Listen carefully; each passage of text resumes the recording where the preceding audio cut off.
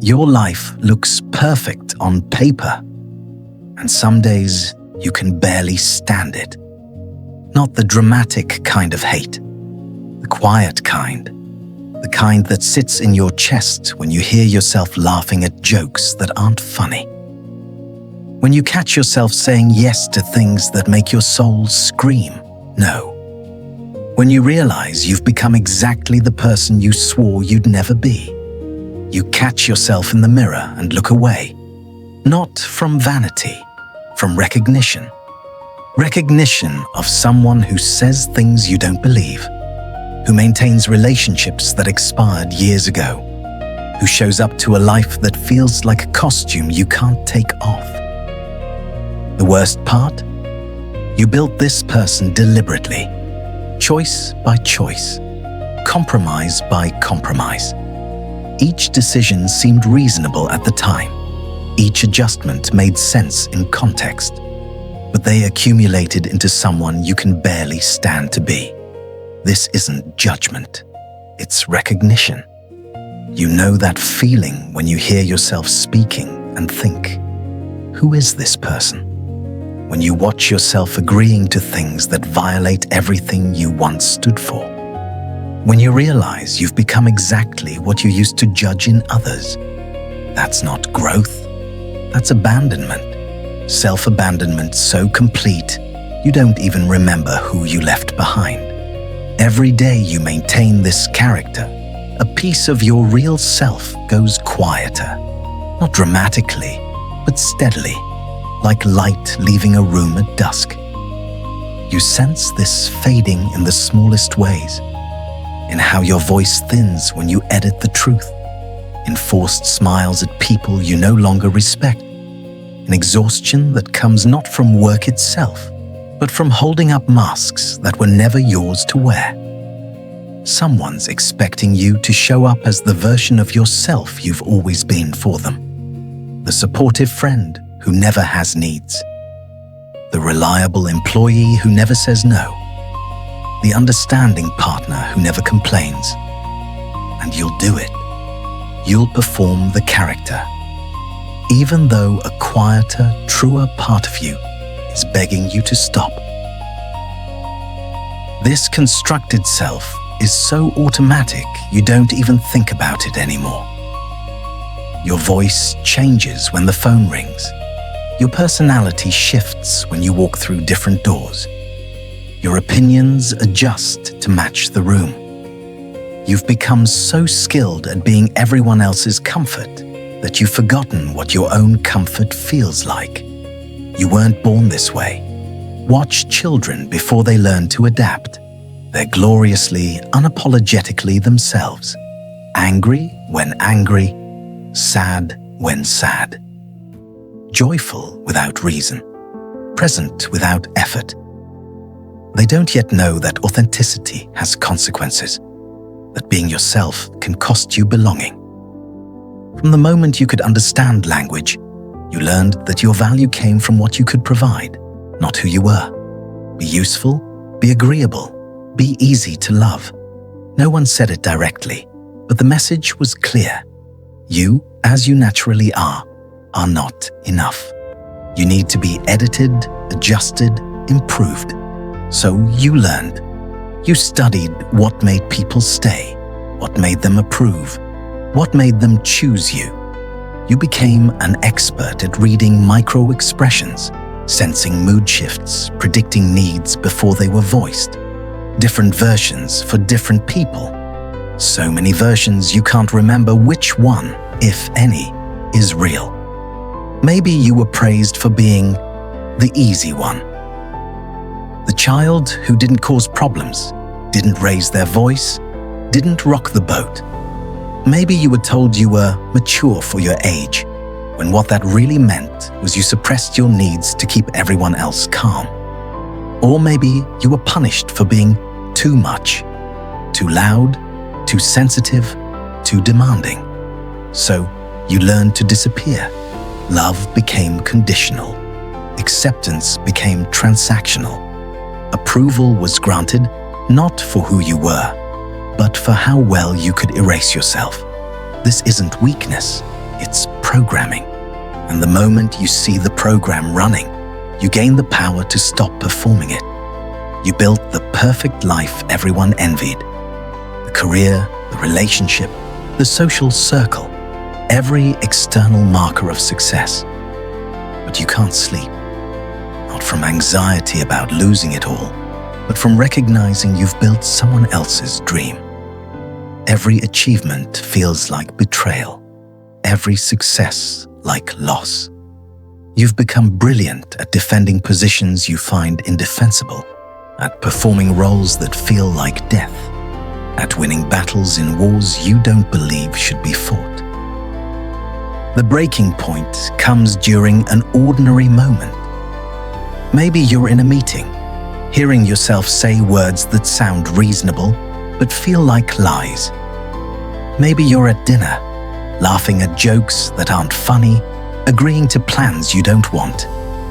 Suddenly, you see yourself clearly, not successful, but sold. Not accomplished, but abandoned. You are not exhausted from your life. You're exhausted from performing a life that was never yours. Every interaction requires translation, from what you actually think to what's acceptable to say. From what you actually feel to what's safe to express. From who you actually are to who they need you to be. This performance invades everything. You monitor your tone so they won't get upset. You post curated moments so they'll believe you're happy. You soften your truth so they'll keep loving you. But that's not connection. That's management. That's self-erasure disguised as intimacy. Love that requires performance isn't love. It's a contract, a cage with velvet bars. You can't breathe inside it, and yet you keep signing it over and over again. Søren Kierkegaard understood this. He called it the sickness unto death. Not dying, but existing without existence. Walking through years without breathing your own air, without speaking your own words, without standing in the full weight of your own life. Most people die this way without ever noticing. They're buried as strangers to themselves. But you're noticing now. That's why you can't stand who you've become. Not because you're ungrateful, but because you know, deep in your bones, that this isn't your life. It's a carefully constructed existence designed to make you acceptable, lovable, safe. And it's killing the real you, the one who had opinions before learning they were inconvenient, who had desires before learning they were too much, who had a voice before learning silence was safer. You lose yourself through thousands of tiny betrayals, the opinion unvoiced to keep peace, the boundary unset to avoid conflict, the need unexpressed to prevent disappointment. Each seems so small. What's one more compromise? But they compound, until one day you're living a life that looks nothing like the one you imagined, being someone who feels nothing like who you really are. Every single person judging your choices is performing their own false self. They need you to stay in character because your authenticity threatens their performance. When you stop pretending, you hold up a mirror they're not ready to look into. It's the Tuesday afternoons when you said nothing at the meeting. The Saturday nights you went along with plans you hated. The birthdays where you smiled while your needs went unnoticed. Each small silence, each invisible compromise stacked itself into a structure called you.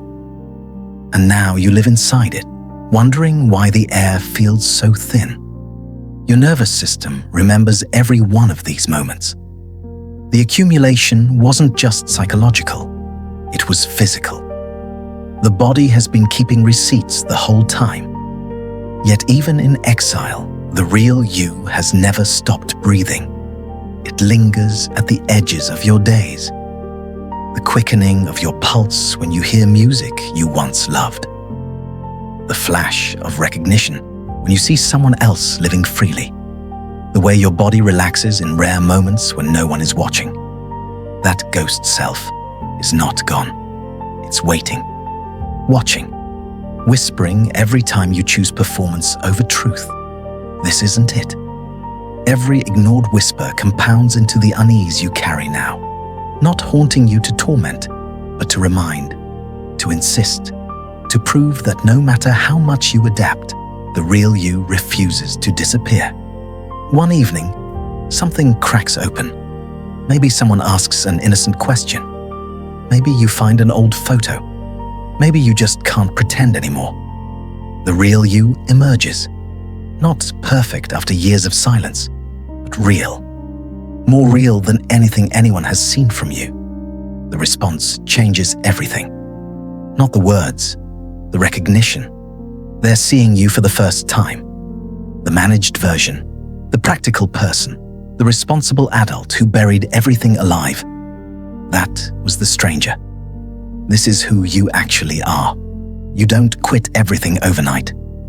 Reality has weight, but you start reclaiming pieces, small acts of truth. The real you begins bleeding into everything else. Your work has more realness. Your relationships have more depth. Even partial reclamation changes everything. The exhaustion lifts. Not because life gets easier, but because you stop maintaining a false version of it. The cruelest part of becoming who others need you to be is that it works. People do choose you for your usefulness. They do love you for your compliance. They do value you for your availability. You become essential to their comfort. But they're not loving you. They're loving your function. There's a difference between being loved and being used that your soul understands even when your mind doesn't. Carl Jung called this the persona, the social face we construct for acceptance. But he warned, wear this face too long and it becomes your identity. The adaptation becomes who you are. Then you're trapped, not by external forces, but by your own success at being who you're not. The way back begins in whispers. A single no where there used to be yes. One truth spoken in a room that expected silence. Each choice may look small from the outside, but inside it's a resurrection. The first breath of someone returning to themselves. It requires disappointing people who've grown comfortable with your adapted self. Being misunderstood, criticized, even abandoned by those who needed you to stay small, predictable, manageable. But here's what changes when you stop maintaining the false self. You discover who actually loves you versus who loves what you provide.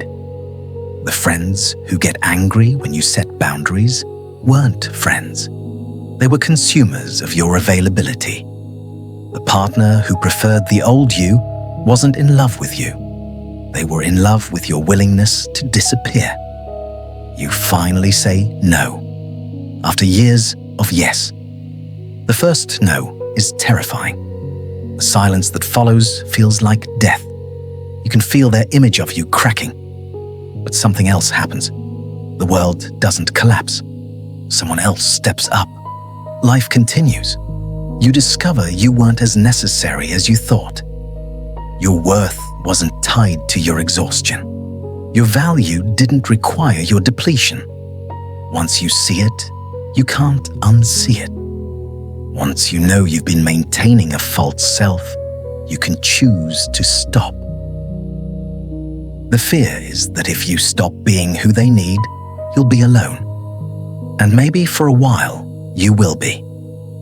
The void between who you've been and who you're becoming is lonely.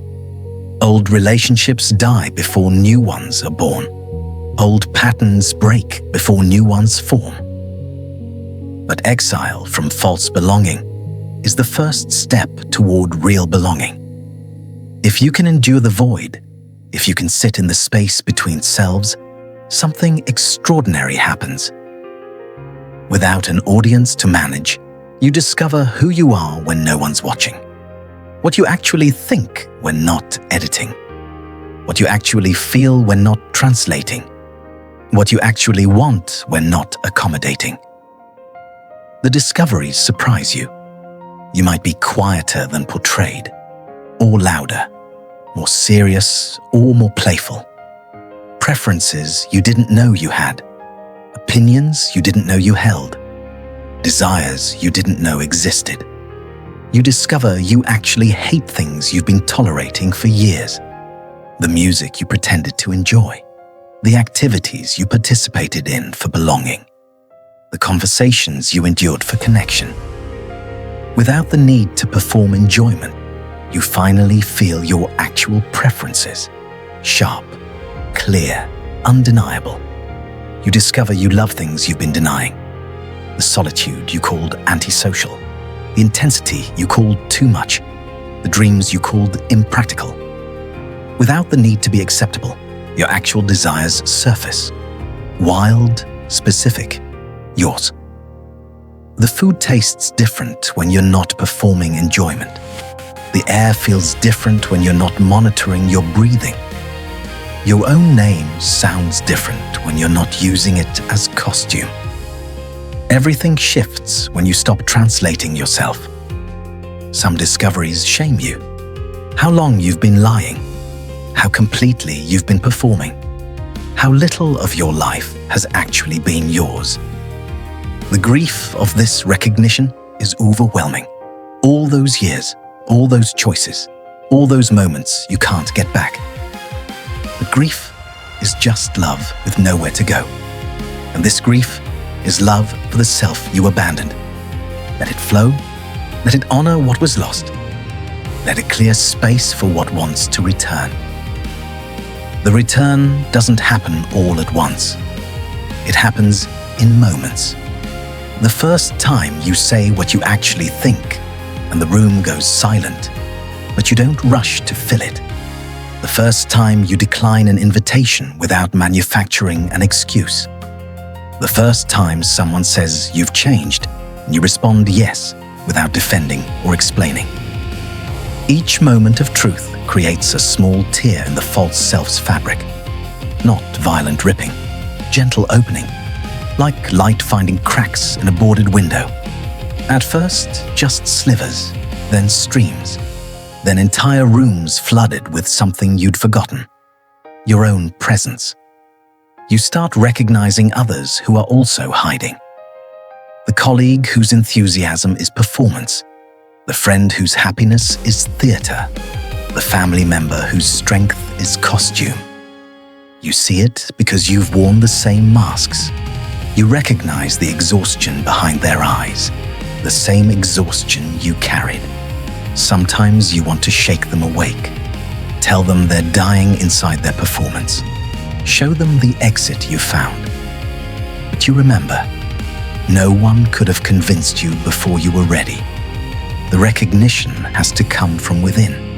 The mask has to become unbearable before it becomes removable. For the first time, you're not asking, what should I be? But what am I? What remains after the false self retires isn't emptiness. It's space. Space for the real you to emerge. Not perfect, not complete, not without flaws or fears, but real. And real is so much better than perfect. Real can be loved without pretending. Real can connect without translating.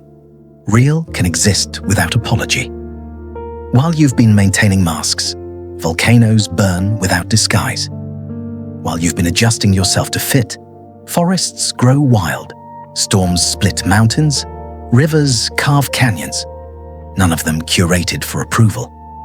You are made of the same raw material.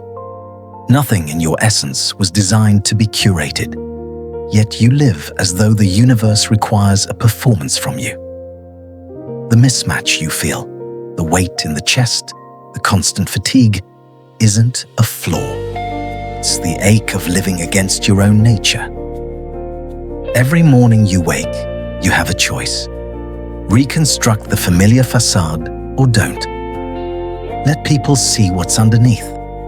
Let them be uncomfortable with your authenticity. Let them adjust to your truth, or let them leave. Because their comfort isn't your responsibility. Their approval isn't your oxygen. Their love, if it requires your edited version, isn't love at all. The person you can't stand isn't who you are. It's who you've been pretending to be. The person you truly are is waiting. Has always been waiting. Not to be created, but to be uncovered. Not to be improved, but to be revealed. Not to be managed, but to be lived.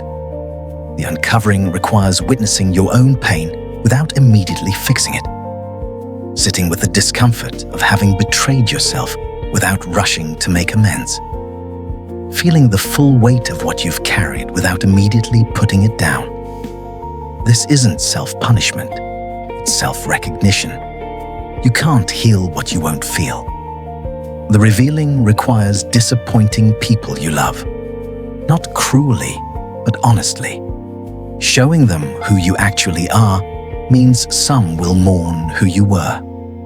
They'll grieve the version of you that made their life easier. Let them. Their grief is valid.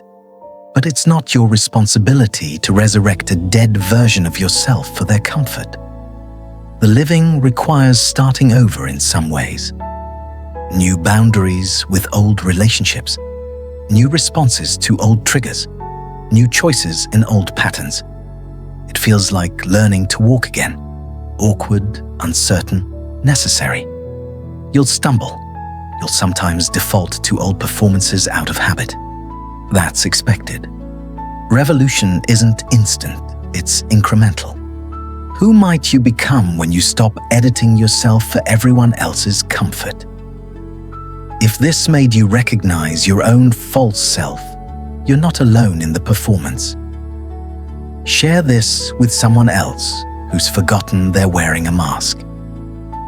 The exhaustion isn't from your life, it's from pretending it's yours.